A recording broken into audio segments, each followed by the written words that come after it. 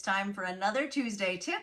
This month in Genetic Rockstars, which is our online MTHFR Getting Better Together group, which I love.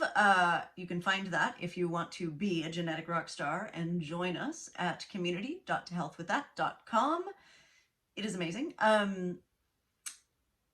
This month, we're talking about histamine. So histamine is really tied into MTHFR and a variety of other polymorphisms because it has two major detox pathways.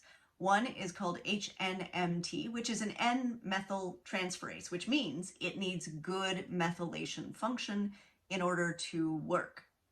Also, there are polymorphisms directly in this HNMT gene, so that's something to consider as well if you have super high allergy symptoms, crazy histamine issues, whatever.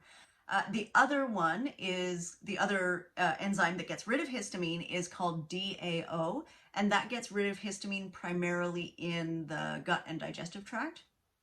And that one also is susceptible to polymorphisms.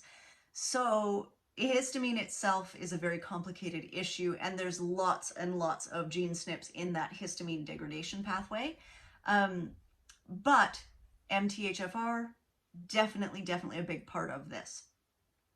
So histamine, most people know as the classic kind of allergy chemical, right? This is, with high histamine, you get that like itchy, watery eyes, the redness, the watery nose, the sneezing, the sometimes wheezing, hard time breathing, that type of response. Or the hives, right? Like skin hives where you get these big, raised, itchy, bleh. That's high histamine. That's classic high histamine. But you can also have allergic responses.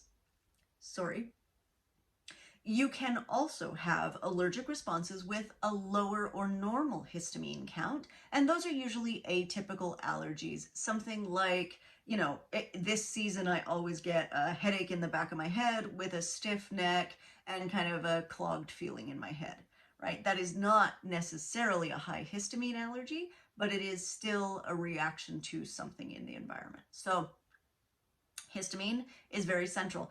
Keep in mind, it does a million things in the body. There are 4 types of histamine receptors, conveniently called histamine receptor 1, 2, 3, and 4.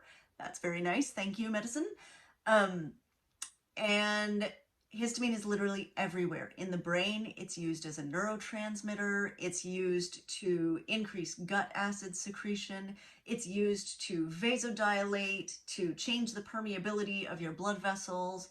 It signals different cytokines and inflammatory proteins. So histamine is one of those molecules that is so poorly understood because of this, right? Because it literally has hundreds and hundreds of functions and possible reactions, right? Depending on what tissue it's coming from, what tissue it's going to, which receptor it's binding with, and also what other chemicals it's causing to be released. So it's just a really complicated thing.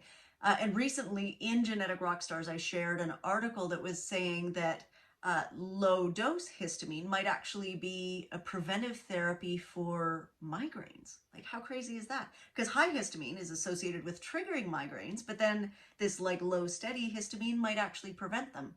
What? So there is so much we do not know about histamine, but over the next few weeks, I will share with you some of the things we do know.